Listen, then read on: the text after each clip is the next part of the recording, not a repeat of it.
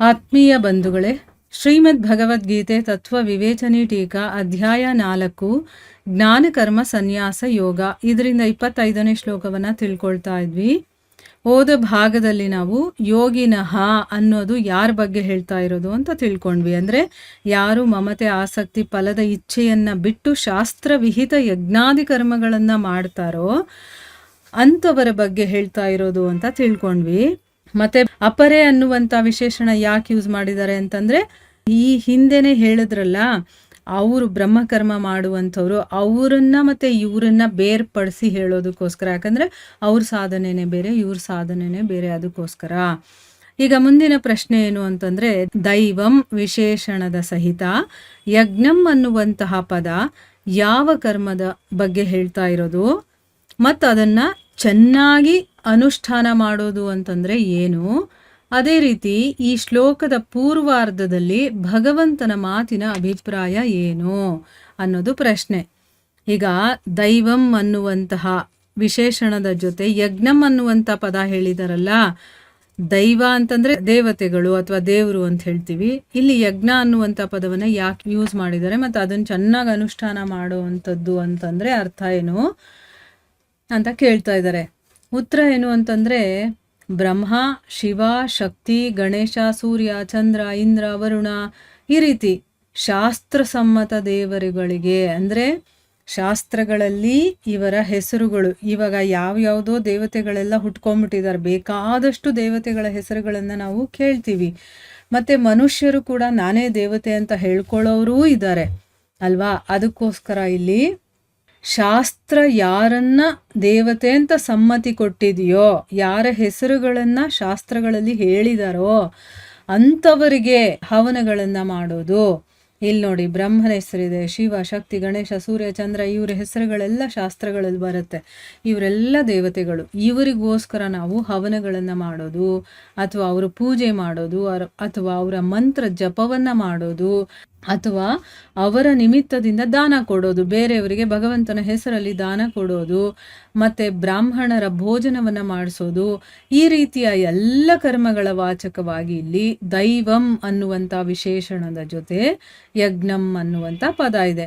ಅಂದರೆ ಏನು, ಆ ದೇವತೆಯನ್ನು ಪೂಜೆ ಮಾಡಿ ಅವರನ್ನು ತೃಪ್ತಿಪಡಿಸೋದಕ್ಕೋಸ್ಕರ ನಾವು ಏನೆಲ್ಲ ಮಾಡ್ತೀವೋ ಅದನ್ನು ಇಲ್ಲಿ ಯಜ್ಞಂ ಅಂತ ಕರೆದಿರೋದು. ದೇವತೆಗಳಿಗೆ ನಾವು ಯಜ್ಞದ ರೂಪದಲ್ಲಿ ನಮ್ಮದು ಏನಿದೆಯೋ ಆ ಒಂದು ಸಾಧನೆಯನ್ನು ಮಾಡುವಂಥದ್ದು. ಮತ್ತು ತನ್ನ ಕರ್ತವ್ಯ ಅಂತ ತಿಳ್ಕೊಂಡು ಮಮತೆ ಆಸಕ್ತಿ ಫಲಗಳ ಇಚ್ಛೆ ಇಲ್ಲದೆ ಕೇವಲ ಆ ಭಗವಂತನ ಪ್ರಾಪ್ತಿನೇ ಉದ್ದೇಶ ಅಂತ ತಿಳ್ಕೊಂಡಿರ್ತಾರಲ್ಲ, ಆ ಉದ್ದೇಶದಿಂದ ಇದೆಲ್ಲವನ್ನು ಕೂಡ ಶ್ರದ್ಧಾ ಭಕ್ತಿಪೂರ್ವಕವಾಗಿ ಶಾಸ್ತ್ರದ ವಿಧಿಗೆ ಅನುಸಾರವಾಗಿ, ಅಂದರೆ ಏನೋ ತನ್ನ ಮನಸ್ಸಿಗೆ ಇಷ್ಟ ಬಂದಂಗಲ್ಲ, ಶಾಸ್ತ್ರದಲ್ಲಿ ಏನು ಹೇಳಿದಾರೋ ಆ ವಿಧಿ ಆ ನಿಯಮ ಅದರ ಅನುಸಾರವಾಗಿ ಕಂಪ್ಲೀಟಾಗಿ ಅನುಷ್ಠಾನ ಮಾಡೋದೇ ದೈವಯಜ್ಞವನ್ನು ಚೆನ್ನಾಗಿ ಅನುಷ್ಠಾನ ಮಾಡೋದು ಅಂತ ಹೇಳ್ತಾ ಇರೋದಕ್ಕೆ ಅರ್ಥ. ಈಗ ಇಲ್ಲಿ ದೈವಂ ಅಂತಂದರೆ ದೇವತೆಗಳು, ಅವರಿಗೋಸ್ಕರ ನಾವು ಏನೆಲ್ಲ ಕೆಲಸಗಳನ್ನು ಮಾಡ್ತೀವೋ ತೃಪ್ತಿಪಡಿಸೋದಕ್ಕೆ, ಅದು ಆ ದೇವತೆಗಳನ್ನು ತೃಪ್ತಿಪಡಿಸೋದಕ್ಕೆ ಮಾಡುವಂಥ ಕೆಲಸಗಳನ್ನು ಕೂಡ ಯಜ್ಞ ಅಂತ ಹೇಳ್ತಾರೆ. ಅಲ್ಲಿ ತನ್ನ ಇಚ್ಛೆ ಪೂರೈಕೆಗಲ್ಲ, ಅವರು ನಿಜವಾಗ್ಲೂ ಆ ದೇವತೆಯನ್ನು ತೃಪ್ತಿಪಡಿಸ್ಬೇಕು ಅಂತ ಇಷ್ಟಪಟ್ಟಿರ್ತಾರೆ. ಅದಕ್ಕೆ ಅವ್ರೇನು ಮಾಡ್ತಾರೆ, ಶಾಸ್ತ್ರ ವಿಧಿಗೆ ಅನುಸಾರವಾಗಿ ಶ್ರದ್ಧಾಭಕ್ತಿಯಿಂದ ಅವರು ಇದನ್ನೆಲ್ಲ ಅನುಷ್ಠಾನ ಮಾಡ್ತಾರೆ. ಅದನ್ನು ಇಲ್ಲಿ ದೈವಯಜ್ಞವನ್ನು ಚೆನ್ನಾಗಿ ಅನುಷ್ಠಾನ ಮಾಡೋದು ಅಂತ ಹೇಳ್ತಾ ಇರೋದು, ಅಂದರೆ ಸರಿಯಾಗಿ ಅಂತ ಅರ್ಥ ಆಗುತ್ತೆ ಇಲ್ಲಿ. ಈಗ ಈ ಒಂದು ಶ್ಲೋಕದ ಪೂರ್ವಾರ್ಧದಲ್ಲಿ ಭಗವಂತ ಹೇಳ್ತಾ ಇರುವ ಮಾತಿನ ಅರ್ಥ ಏನು ಅಂತ ಇಲ್ಲಿ ಕೇಳಿದ್ದಾರೆ. ಇನ್ನೊಂದು ಪ್ರಶ್ನೆ ಅಲ್ವಾ, ಅದಕ್ಕೆ ಉತ್ತರ ಏನು ಅಂತಂದರೆ, ಈ ರೀತಿ ದೈವೋಪಾಸನೆಯನ್ನು ಮಾಡುವಂಥವರ ಕ್ರಿಯೆನೂ ಕೂಡ ಯಜ್ಞಕ್ಕೋಸ್ಕರ ಅಂತಾನೆ ಕರ್ಮ ಮಾಡೋದ್ರಲ್ಲೇ ಅಂತರ್ಗತವಾಗಿದೆ. ಅಂದರೆ ಅರ್ಥ ಏನು, ಈ ದೇವತೆಗಳ ಉಪಾಸನೆ ಮಾಡೋದು ಕೂಡ ಯಜ್ಞ ಅಂತ ಏನು ಹೇಳ್ತಾರೋ ಅದಕ್ಕೆ ಸಂಬಂಧಪಟ್ಟಿದ್ದೇನೆ. ಈಗ ಯಜ್ಞ ಹೋಮ ಹವನ ಎಲ್ಲ ಮಾಡ್ತೀವಲ್ವಾ, ಈ ರೀತಿ ಮಾಡೋದು ಕೂಡ ಯಜ್ಞ ಅಂತಾನೆ ಅನ್ನಿಸ್ಕೊಳ್ಳುತ್ತೆ ಅಂತಂದ್ಬಿಟ್ಟು ಇಲ್ಲಿ ಹೇಳ್ತಾ ಇರೋದು. ಇಲ್ಲಿ ಸ್ವಲ್ಪ ನಾವು ಯೋಚನೆ ಮಾಡಿದಾಗ ಕ್ಲೀನಾಗಿ ಅರ್ಥ ಆಗುತ್ತೆ.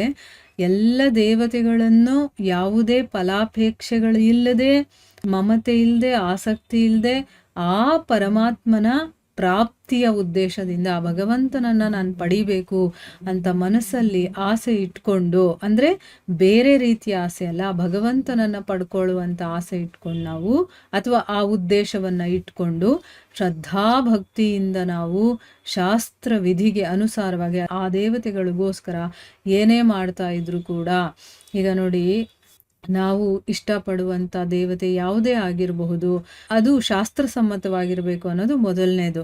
ಆಮೇಲೆ ಅವ್ರಿಗೋಸ್ಕರ ಜಪ ಮಾಡೋದು, ಅವರಿಗೆ ಪೂಜೆ ಮಾಡೋದು, ಅವ್ರ ಮಂತ್ರ ಜಪ ಮಾಡೋದು, ಅಥವಾ ದಾನ ಮಾಡೋದು, ಬ್ರಾಹ್ಮಣರಿಗೆ ಊಟ ಕೊಡೋದು, ಅಥವಾ ಇನ್ನೇನಾದರೂ ಮಾಡಲಿ ನಾವು, ಅದೆಲ್ಲವೂ ಕೂಡ ಯಜ್ಞ ಅಂತಲೇ ಅನ್ನಿಸ್ಕೊಳ್ಳುತ್ತೆ ಅನ್ನುವಂಥ ಮಾತನ್ನು ಇಲ್ಲಿ ಹೇಳ್ತಾ ಇದ್ದಾರೆ. ಎಷ್ಟು ಕ್ಲೀನಾಗಿ ಅರ್ಥ ಆಗೋ ಥರ ನಮ್ಗೆ ಹೇಳ್ತಾ ಇದ್ದಾರೆ. ಹೋದ ಶ್ಲೋಕದಲ್ಲಿ ನಾವು ಕೇಳಿದ್ದು ಯಾರ ಬಗ್ಗೆ? ಬ್ರಹ್ಮಕರ್ಮದಲ್ಲಿ ಸ್ಥಿತನಾಗಿರೋದು. ಅಂದರೆ ಅವನು ಎಲ್ಲ ಕಡೆನೂ ಭಗವಂತನನ್ನೇ ನೋಡ್ತಾ ಇರ್ತಾನೆ, ಭಗವಂತನನ್ನು ಬಿಟ್ಟು ಬೇರೆ ಯಾವುದೂ ಇಲ್ಲ, ಬ್ರಹ್ಮನಿಂದ ಬೇರೆ ಯಾವುದೂ ಇಲ್ಲ ಅಂತ ತಿಳ್ಕೊಳ್ತಾನೆ. ಅದಕ್ಕೋಸ್ಕರ ಅವನು ಎಲ್ಲವೂ ಭಗವಂತನೇ ಅಂತ ಅಂದ್ಕೊಂಡು ತನ್ನ ಕೆಲಸವನ್ನು ಮಾಡ್ತಾ ಇರ್ತಾನೆ. ಅಂದರೆ ತನ್ನ ಒಂದು ಪೂರ್ವ ಜನ್ಮದಲ್ಲಿ ಏನು ಮಾಡಿರ್ತಾನೋ ಅದಕ್ಕೆ ತಕ್ಕಂಗೆ ಏನೋ ಒಂದು ಸಿಕ್ಕಿರುತ್ತಲ್ಲ, ಅದನ್ನು ಯಾವುದೇ ರೀತಿಯ ಅಟ್ಯಾಚ್ಮೆಂಟ್ ಇಲ್ಲದೆ, ಆಸಕ್ತಿ ಇಲ್ಲದೆ, ಫಲಾಪೇಕ್ಷೆಗಳಿಲ್ಲದೆ ಬರೀ ಭಗವಂತನನ್ನು ಎಲ್ಲ ಕಡೆ ನೋಡ್ತಾ ಅವನು ಲೋಕ ಸಂಗ್ರಹಕ್ಕೋಸ್ಕರ ಕೆಲಸ ಮಾಡ್ಕೊಂಡು ಹೋಗ್ತಾ ಇರ್ತಾನೆ. ಅದನ್ನು ಅರ್ಥ ಮಾಡ್ಕೊಂಡ್ವಿ. ಈಗೇನು ಅಂತಂದರೆ, ಬೇರೆ ದೇವತೆಗಳನ್ನು, ಅನ್ಯ ದೇವತೆಗಳನ್ನು ಕೂಡ ಪೂಜೆ ಮಾಡ್ತಾ ಭಗವಂತನನ್ನು ಪಡಿಬೇಕು, ಆ ದೇವತೆಯನ್ನೇ ಭಗವಂತ ಅಂತ ತಿಳ್ಕೊಂಡವರು ಏನೇನೆಲ್ಲ ಕೆಲಸಗಳನ್ನು ಮಾಡ್ತಾ ಇರ್ತಾರೋ, ಅಂದರೆ ದಾನ ಧರ್ಮಗಳನ್ನು, ಪೂಜೆ ಪುನಸ್ಕಾರ, ಯಜ್ಞ, ಹೋಮ, ಹವನ ಮತ್ತು ಅನುಷ್ಠಾನ ಮಾಡೋದು, ಬ್ರಾಹ್ಮಣರಿಗೆ ಭೋಜನವನ್ನು ಮಾಡಿಸೋದು, ದಾನ ಧರ್ಮಗಳನ್ನು ಮಾಡೋದು, ಇದೆಲ್ಲ ಮಾಡ್ತಿರ್ತಾರೋ ಅದು ಕೂಡ ಯಜ್ಞ ಅಂತಲೇ ಅನ್ನಿಸ್ಕೊಳ್ಳುತ್ತೆ. ಯಜ್ಞ ಕರ್ಮದಲ್ಲಿ ಅದು ಕೂಡ ಬರುತ್ತೆ ಅಂತ ಅಂದ್ಬಿಟ್ಟು ಇಲ್ಲಿ ಹೇಳ್ತಾ ಇದ್ದಾರೆ. ಇಲ್ಲಿಗೆ ನಾವು ನಿಲ್ಲಿಸೋಣ. ಹರೇ ಕೃಷ್ಣ.